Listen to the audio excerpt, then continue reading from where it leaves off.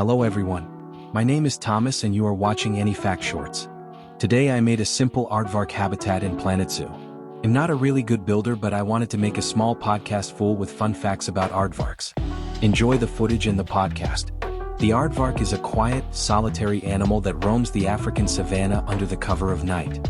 At first glance, it looks like a strange mix of creatures. Long ears like a rabbit, a snout like a pig, and a thick, powerful tail. But it isn't closely related to any of those. In fact, it's completely unique, the only living species in its order. When the sun sets and most animals settle in, the aardvark comes alive. It emerges from its burrow, which it's expertly dug with strong claws and a sturdy body built for digging. These burrows are more than just shelter. They're cool, deep, and often reused by other animals once the aardvark moves on. Using its sensitive nose, it searches for one thing: insects, especially ants and termites. That nose is more powerful than it looks.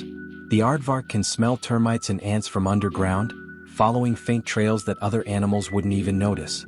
Once it finds a nest, it gets to work, digging fast and efficiently. Its claws are thick and curved, perfect tools for tearing into hard soil and wood. Within minutes, the mound is open and the aardvark begins to slip in its long, sticky tongue, sometimes as long as 30 centimeters. It can eat tens of thousands of termites in a single night, and it swallows them whole. Its muscular stomach does all the work later, since an aardvark doesn't really chew. Aardvarks are born underground, one baby at a time, after a 7-month pregnancy. The young stay in the burrow for a few weeks, then begin to follow their mother out on nightly foraging trips until they're ready to live alone.